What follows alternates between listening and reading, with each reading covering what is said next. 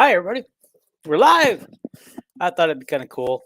We'll see if YouTube allows me to keep that music up or if they silence that part later. Okay. You know what? Today was Media Days in Indianapolis. We're going to focus mainly on the Hawkeyes, but there was a couple other schools I want to talk about too. Not real a lot about, but some things I found interesting today. Um, so if you're coming in, comment. Even if you're not live and you read this later, leave a comment. I'll come back later and I'll comment back for you. Okay. So let's get a few housekeeping things out of the way first. Okay. First of all, Gable Stevenson. We thought maybe he was kind of teasing that he might be coming to Iowa or he might be going back to WWE or even stay in Minnesota. Last night he was set to make an announcement. He made the announcement. Okay. He is staying with the WWE. For right now, he has no intention in continuing his wrestling career as a collegiate wrestler. He might do that later. But I think, in typical WWE fashion, I kind of knew that this is where he was going with it. My gut told me. One, if it was going to be Iowa, we had already heard that he was in the transfer portal. Okay. So, two, in my mind, it came down to either he's going back to Minnesota or he's going to stick with the WWE. And my gut told me WWE just because of the way he teased things all week in his Twitter accounts and things like that. He just kind of teased things, and so that's fine. Um, so it's a done closed subject, and I'm sure Tony, because I can't even say his name. We'll just say Tony C is probably a little glad he's not coming. Okay. All right. Today they also broke out with the media, the Cleveland, whatever they call themselves, the newspaper did a media um, poll and decided that who's going to win the West. Well, Wisconsin eked out Iowa by one vote. One vote. Um, and guys, I don't see it that way. Here's what I think is going to happen on that as the season goes on, and I hope I'm right, and I hope you guys are going to want me to be right. I think Wisconsin could finish fourth or fifth in the West this year. Here's why I'm thinking that. Okay, they're going to the new air raid. I don't think they have all the personnel there yet that they want for the air raid. Um, I think their defense would still be salty. They still have a bruising running back, which they still might spread the team out and give some room for the running back to run. I think his name is Allen or something like that. But I just don't think that it's going to happen this year. It might happen in a year or two, where they're going to make some more noise. But I just think here's what I think. Why I say fourth or fifth in the West, because I think it depends on what Nebraska does. Honestly, Nebraska seems to have everybody they need, um, talent wise, and halfway decent coach. It sounds like to make some noise. I don't think they're going to go like 10-2 or anything like that. But they might go 7-5, 6-6, or something, and get themselves to a bowl game this year. They do have a relatively tough schedule, so it's going to be tough for them to, I think, win more than seven. I think the ceiling on Nebraska is 7 games. So I think um, Nebraska will make some noise. If they do, I would think Nebraska would finish fourth, and then Wisconsin fifth. But I've got Iowa finishing one, Illinois finishing two, Minnesota finishing three, then either Nebraska or Wisconsin finishing fourth, and then either Nebraska or Wisconsin finishing fifth. Sixth is Purdue, and number seven, I have Northwestern. Right now, everybody thinks that Northwestern is going to be a dumpster fire. I listened to that interim head coach this morning. Brom is his name. I didn't even know they had named an interim coach already, but I guess with camp coming up and everything, they had to. It sounds like they're ready to go. They're ready to put this behind them, and um, they're saying, Brom says several times today, make no mistake about it. And then he goes, "We'll be ready. We'll be on the field. We'll be ready to go." Um, he says the players' attitudes are good. The coaches' attitudes are good. They're all working hard to turn that program around. As you guys know, that the last 2 years, Nebraska can be unpredictable. Not Nebraska. Northwestern can be unpredictable. Um, everybody knows that. One year you get a 10-win team. The next year you get a 2-win team, and then a 3-year team. But so we'll see where this team's going to be this year. But I just think that they're destined for last place. Purdue has gotten some nice recruits. And they've got the Illinois defensive coach. So I think for the first time in a long time, Purdue's going to look a little salty on Purdue on defense. I think the whole West is going to be dedicated to defense this year.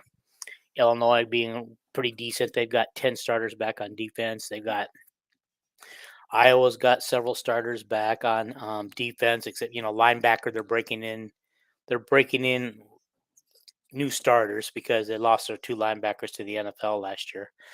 Um, so they're breaking those guys in. I mean, not necessarily because those guys got playing time, so they should be good. They should be pretty decent. But other than that, they're feeling real good about the defensive line. They're feeling really good about the defensive backs.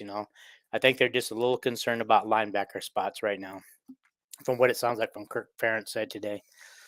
Okay. So doing that, let's talk about the depth chart real quick. Let me bring it up. The depth chart. Okay. Hopefully you guys have all listened to Hawk Central radio show already tonight, and so you guys are here with me tonight, and hopefully Corey and his crew isn't on live tonight, taking away you guys from me. I think sometimes that my timing sucks because sometimes I'm on at the same time as Hawk Central, and sometimes I'm on at the same time as Corey. And I know that those guys got better audience than me. So I'm not. I wish I had their audience, but you guys keep coming back here. I promise to give you some good stuff. Okay, let's start out with the first group of wide receivers. Nico Rahagini. Ragagini. I'm trying to say it the way he wants it said, and he said it several times in an interview last week. Reese Osgood. Is he a walk-on? He might be a walk-on. Because I don't recall that name before. Jacob Bostic is the first three receiver spots. So the 1, 2, 3 in that order. Okay. Our tight ends, no surprise. Luke Lachey, number 1. Eric All, number 2. Addison Ostringa, number 3. Again, that's probably not a surprise. Although I could see Eric All outplaying Luke this year. I could actually see them both having an excellent year, like that year that Noah Fant and TJ Hawkinson had a great year, and they both went number 1 in the first round of the NFL as tight ends, So maybe that could happen this year to these guys. Okay, at left tackle, we've got Mason Richmond and Jack Dotzler. Okay, I don't think Mason Richmond is a surprise there for right now. I think that's expected. Here we go at left guard, though. I think this might be a bit of a surprise. Nick DeJong is listed as the starting left guard over Connor Colby, who I believe held down that spot last year. Okay. Center is Logan Jones, same as last year, and his backup again this year is Tyler Ellsbury. And then right guard is Bo Stevens, and then he's backed up by Rusty Feth. And I think that's right. I think Rusty has to come in and prove himself if he wants to be a starter. I mean, I think a lot of people think he'd be a great starter. I think he's the one that came from Miami of Ohio. And so I think Rusty Feth being the backup there is good for that. Jennings Dunker at the right tackle, and Dejon Parker at the other right tackle. At the backup right tackle. Man, guys, this is some talent right here. They're expecting big things from Parker, and so if he can make some noise and push Dunker a little bit, we got some talent on the old line this year that we might actually make a difference this year. Some of these guys are older and wiser, and as they kept saying, the players and Coach Ferentz both said today that they're more mature. They're more mature, and they're looking big and beefy. That's what we want. We want a big beefy O line that won't give up their spots and open up some holes. Okay. The other wide receiver spot goes to number one, Dante Vines, and number two, Alec Wick. There, guys, I think again, Dante Vines, he's going to be trouble. He's going to catch a lot of balls this year. Alec Wick, I might be another walk on. You'll see that we don't have Caleb Brown on here yet, or the Anderson kid. That's because they haven't been around. They Anderson didn't practice in the spring, and Caleb didn't get here until June, so they haven't had a chance to prove themselves. That doesn't mean those guys aren't going to be out there catching passes, their share of passes, guys. So if you want them to start or play, there's still a chance that they can. They got 4 weeks to get out there on the field and prove it. Okay. Of course, our starting quarterback is Cade McNamara. It's not been a secret. What is now is Joey Labus has moved up to number two, and Deacon Hill dropped to number three. If you guys remember, right at the end of spring practice, Ferentz said that if he had to name a number two quarterback, it would have been Hill at the time, if he was forced to. So some of the workouts this summer that they've seen, Joey must be showing his colors, or that because he started a game last year and has been in the program longer, they might be just putting him at number two and say, Caleb, it's your spot to lose. Okay. Running backs, no surprise here. Caleb Johnson will be our leading running back. Deshaun Williams and Jezian Patterson will be our running backs. Guys, Patterson, he showed some signs of life in the Music Bowl last year, and I think this guy's gonna do some good. I think we got at least in Caleb Johnson and Jazzy and Patterson. I like those two. I'm not sure about LaShawn Williams. I mean, to me, he's streaky, but that might have been our O line making him streaky because sometimes he'd bust 10 yards, the next time he'd bust to minus yards. And so I don't know. The jury's out on LaShawn. If we can get him behind a big beefy O line, if these guys improve, maybe he can bust out 10 yards every time he touches the ball. Okay. Our fullback, if you guys remember right, is I thought he was a walk on, but he must not be a walk on anymore. But Hayden Large, and I think he came from one of those very, very small schools and wanted to come back to Iowa City, I believe, is what he wanted to. I think that's him. Come to Iowa City and play, but he's already named their fullback. He was a tight end when he got here, whenever he got here. Okay. Okay, let's go continue on. All right. Let's see. That's another you get out of there. Okay, here's our defense, okay? All right, Dante Craig is our left end, followed by Max Llewellyn. Okay, left tackle is Noah Shannon, followed by Aaron Graves. Logan Lee is our right tackle, followed by Yaya Black. Right end is Joe Evans, followed by Ethan Herkett. Okay, our Leo Cash position will be Sebastian Castro, and I think he'll do a fine job there. And a guy I've never heard of, Jackson Rexroth. Have not heard of this guy before. Okay. Then you got middle linebacker Jay Higgins and Nick Jackson. I think this is the spot that was held down by Campbell last year. I could be wrong. Um, so those two, I think Nick Jackson will work his way up too. I think he'll be a force. Yeah. Okay. And then we got at linebacker W, we have Kyler Fisher and Carson Scherer. All right. At left center is Cooper DeJean and TJ Hall. At strong safety, we've got Xavier Nakapa, Wakapa. I can't say that, guys. I really can't. I was saying it the other day so I can get it right. And Sebastian Castro. So Castro's going to be, moved around a little bit. That they got a little faith in him. Okay. Um, Free safety would be Quinn Schulte. Seems like I've been saying his name forever, but it looks like he's a third year player. And Cohen Etrenier. I haven't never heard of Cohen Etrenier before. Okay. All right. And then right corner. I met I missed did I miss left corner for Cooper DeJean and DJ Hall? You guys remember, right? In the Nebraska game, Cooper got hurt. Cooper got hurt, and so TJ Hall came in, and Nebraska took immediate charge over, and started throwing his way, and so TJ got beat a little bit, much like was it Ross, Riley Ross? I think it was him when he was brand new over at Purdue, and Purdue threw his way and just burned him.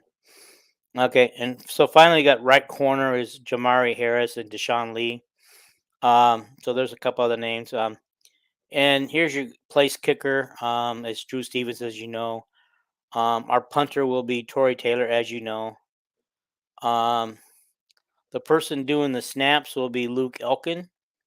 And here's something I didn't know, they use kickers as holder. The holder will be Troy Taylor.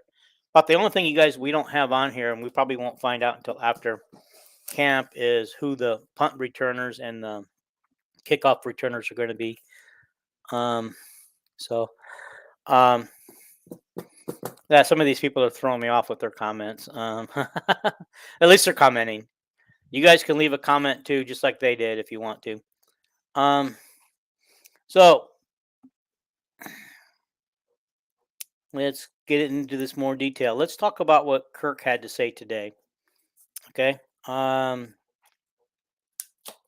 First of all, let's talk about the gambling part of it. Okay.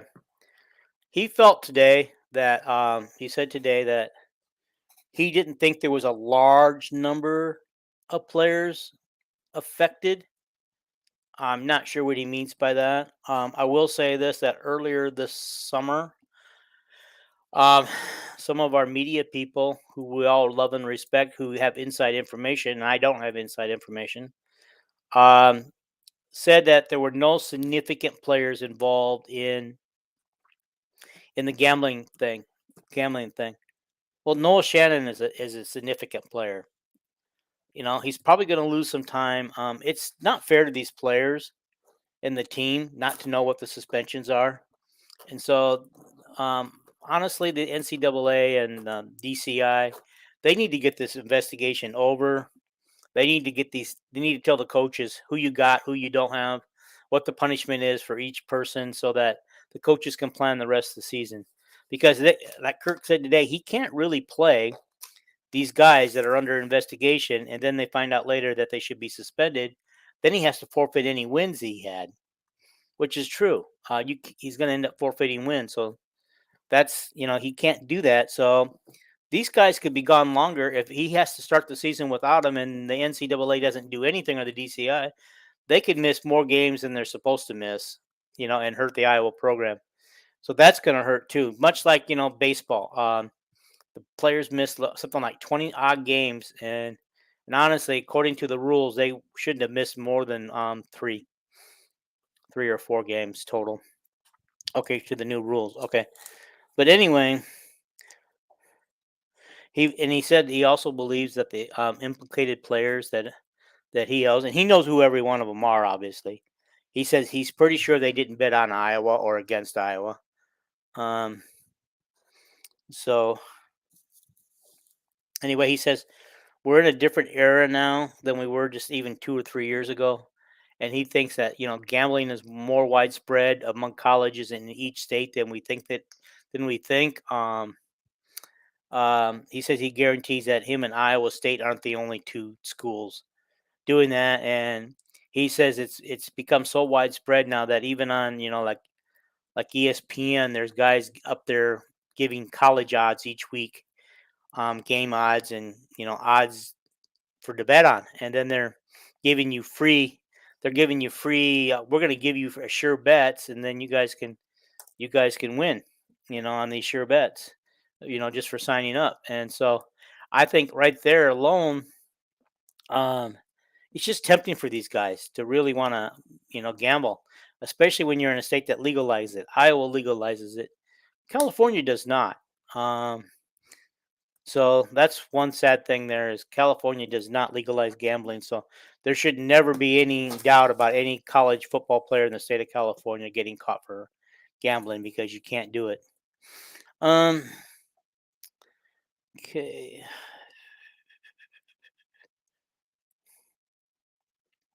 Anyway, he's glad that the NCAA is gonna looks like they're gonna ease up on the punishments a little bit.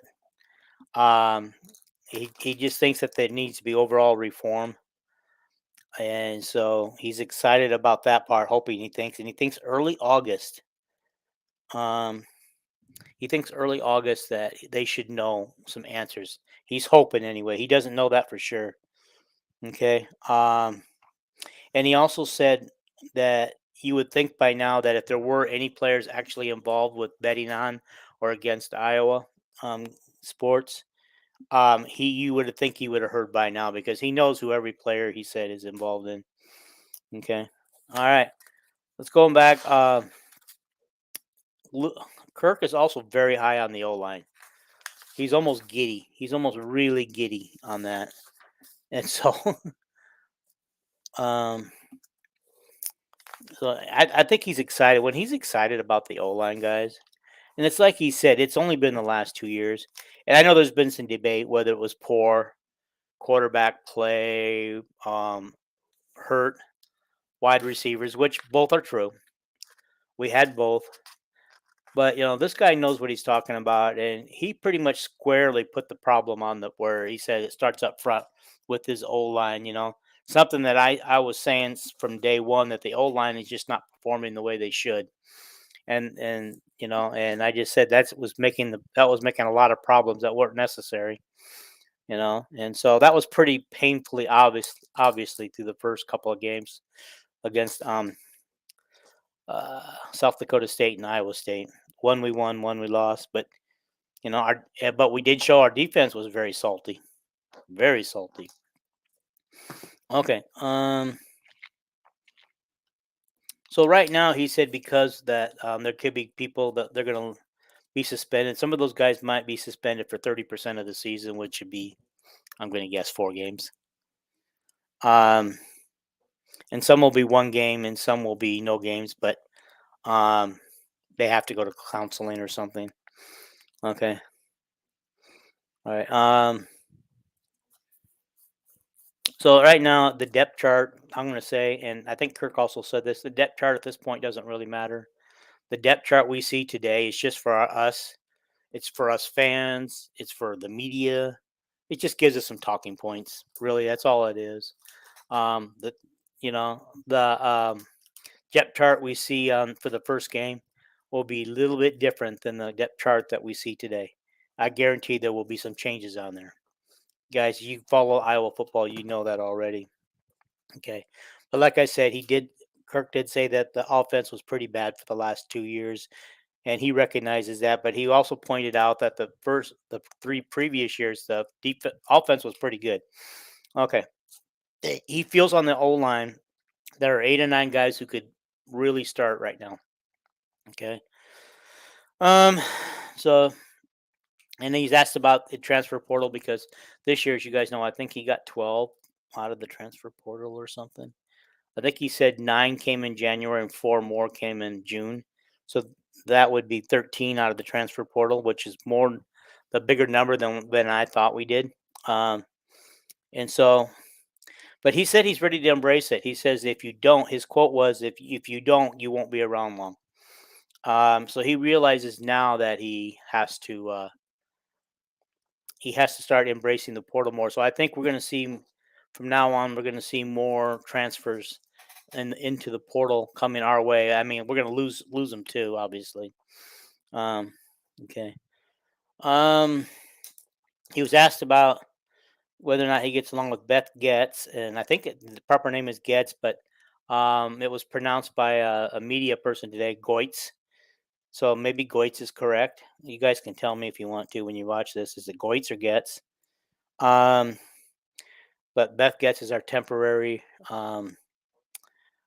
athletic director starting August 1st. He was asked if he liked her, and he made it very clear that she was a good choice. He was a good hire by Barter last year. Everybody who's talked to who's ever had anything to do with her. It has been very high on her, and she gets a lot of accolades. And so he was high on that. Okay, on her, and he thinks it'll be fine working with her. He has no problem with that.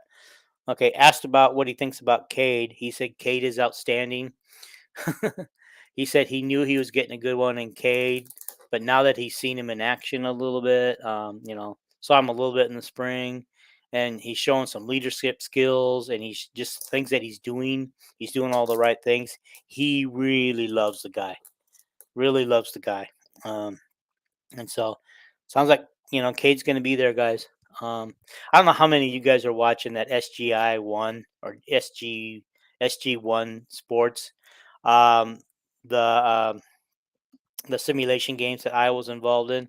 First of all, they don't even use our tight ends in that game. Very little if they do. And second of all, they don't do the things Iowa would normally do. I mean, it just looks stupid. And every play where there's a lot of normally there'd be a lot of for both teams, there'd be a lot of not touchbacks, but down the ball where you get it.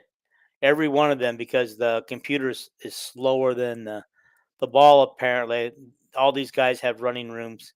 Not one have I ever seen somebody take a kneel down and on those. Anyway, that's neither here nor there. It's just it's not accurate depictive, but as of now, Iowa is undefeated, except they lost to Minnesota, who came in and basically got out to a two-score lead early and kept that two-score lead every time Iowa would score to get it within one. Minnesota would score right back, and they believe they got the final score of the game to make it 2-touchdown lead or something, or touchdown and a field goal. I don't remember. Doesn't matter because I think Iowa will win that game, and I don't think Minnesota's going to win by 2 scores in Iowa City. Not going to happen. But anyway, they beat Purdue in the simulation game, and they beat Michigan State. They beat Purdue. Can't remember what else. They did lose to Iowa State, so they're undefeated except a loss to Iowa State, and then they're undefeated in the Big Ten except for a loss to Minnesota. I haven't seen any more games simulated up there, but I don't. I don't think Iowa's season will go like that. I really don't. Um, okay. And Kirk was asked about the offense. What is the most significant change you'll see on the offense this year? His response was, the change will be the maturity of the O line. They're older, they're wiser, they learn more, and he actually feels that year 3 is the year that these guys get it. They really get it better. Year 1s and 2, they're still learning a lot, but year 3, they usually get it by year 3. Okay, we're almost done, guys. But this is going to be, a quick show. I need it to be a quick show because I got some things to do. So I'm going to mention that Luke Lachey, Jay Higgins, and Cooper DeJean all got interviews today. I watched their YouTube videos, but I didn't really get much out of them. I was going to go into things they said and take notes, but like Luke Lachey was glad his family was there because I believe his dad is a former Ohio State player or NFL player, and he calls games for the Ohio State. So that's kind of got to be weird, huh? Luke Lachey also feels that Iowa has the best strength program in the nation, and so all those who were upset about our previous guy. I don't know why his name is slipping my mind. That happens a lot lately. Um, that should tell you right there what the players think. Okay, guys know about Jay Higgins. His dad's very active on Twitter, or now X, as it's going to be called, I think. He was under recruited. He was frustrated. Iowa was the only person that the only school, Power 5 school, that offered, and he took his official visit and accepted the offer the very first Sunday after he was on his official visit. He said, "Okay." He loves being in Lucas Oil Stadium. One for thing, he's played his high school championships there. He went to see a lot of Colts games there. he gives credit to God for where he's at today. And you can see that if you read his dad's tweets, he's really fun to follow. You guys got to go follow his dad on Twitter. He's really fun to follow. But his dad's got a very good man of faith too, and a very positive guy. Very positive. If you guys try to say something negative about how one of the games went, he's gonna flip it back at you guys. So don't even do that. Cooper Eugene, basically, he said that the goal is for him to score points on defense to help the offense out. And so that takes care of that. But I wanted to say a couple things about a couple schools.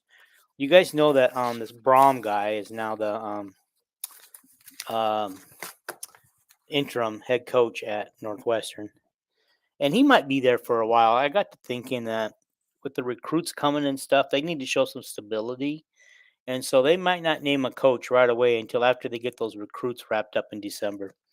They don't want to lose those recruits. Okay. Um, so also I heard today that Colorado is officially trying to get to the Big 12. They have met with everybody they need to do, and they're formally asking to go back to the Big 12. My question is if Colorado goes back to the Big 12, does Nebraska? What do you guys think? Do they do it? Could happen. Okay. And finally, I want to close with this. Okay, first we had Iowa with all of its issues back in 2020, racial issues and other issues, toxicity and everything. Okay, and then we had Northwestern, which caused their coach their job. Okay, all right. Now we have Minnesota. Things coming up today. Interviewed by this group called Front Office Sports. I don't know if they're legit or not, but here they former players that were interviewed were saying the exercises were too strenuous and they were used as punishment. They were used as punishment, and they just felt that there was a toxic culture in Minnesota while they were there. They used the words intimidation, toxicity. And here's one that gets me going. This one, if this is true, we don't know if this is true or not. These are just stuff that's come up today in allegations. So let's give Fleck, as much as we all hate the guy, let's give him the benefit of the doubt. But if this was true, this one's going to be bad.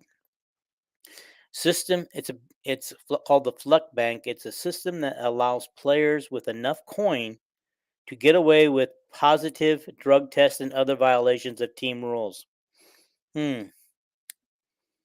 Okay. And then many players use the word cult, and something to do with the Fleck book. Some stuff there that goes on, and some other stuff that goes on. But it's just like they use like I forgot, was it 400 burpees or something, and then they do this bear crawl up and down the field like 40 times or something like that, or 100 times when they're getting punished. Honestly, guys, I don't know if that's all true or not. That just seems like a lot, and you would expect more transfers out of Minnesota if that were true. But this came out today, and I know that Fleck will be asked about it tomorrow. So tune in when it's his turn to be interviewed tomorrow and see what he has to say, because they won't be doing their job if they don't ask him about this. And of course, he'll deny every bit of it, just like coach at Northwestern denied everything. I think, honestly, I want to cover one more thing. So you guys know NBC and CBS are doing football games this year, okay? And so NBC so far has 3 Iowa games back to back to back, okay? They've got October 7th, Purdue at Iowa at 7:30. And that's supposed to be their premiere. Saturday, they want to do Saturday night kickoff, okay? Well, 7:30 Eastern time, so it'd be 6:30 Iowa City time, okay? But the NBC ones, I thought we are going to do all night games, but they're apparently not. October 14th, Iowa at Wisconsin, scheduled for a 3:30 Eastern time kickoff, and Minnesota at Iowa also scheduled for 3:30 Eastern time. So those are games on the 7th, the 14th, and the 21st of October. What's Kind of strange. It said if those games aren't flexed out to other networks. So I'm guessing NBC wants these games, but they're not guaranteed these games because they might flex to another network. Um, and so, and of course, you guys already know that CBS already has the night game with Penn State and Iowa, and so it's going to be different. It's going to be different with those guys calling college football that we're not used to seeing our team play on those channels. We're always used to ESPN and Fox and Big Ten. Fox is still going to do some games for us. I mean, they're still the lead network, I guess. And of course, we'll still see games probably on BTN and things. My question is I think they also hinted that games could end up on um, the Peacock. NBC would put some games streaming on Peacock, and CBS would put some on Paramount Plus streaming. That would be crazy. That just means there's not enough networks out there to cover all of our games. Okay. So I think that's all I've got today. I, I I tried to cover as much of the media stuff as I could, guys. And I think that's about it. I think we're gonna leave it at that. And so I hope you guys enjoyed the show. Uh, so yeah. Um, yeah. You guys should go check out my wife's YouTube, Abundant Living with Ramona. Um, she's sitting a spell to make a joke at me, I guess. So go watch her. Go watch her stuff, and she'd like that. She's bragging about how many viewers she's getting. Let's see if we can get her more views. All right, guys, I'm out of here. Thank you for watching. Leave your comments. Please share. Please subscribe.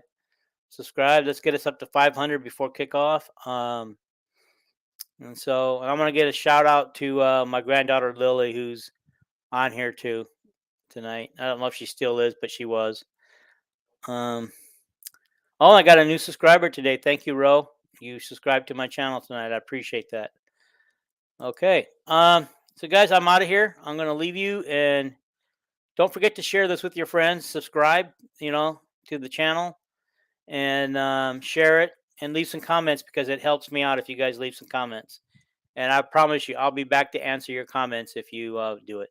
Out of here. Bye.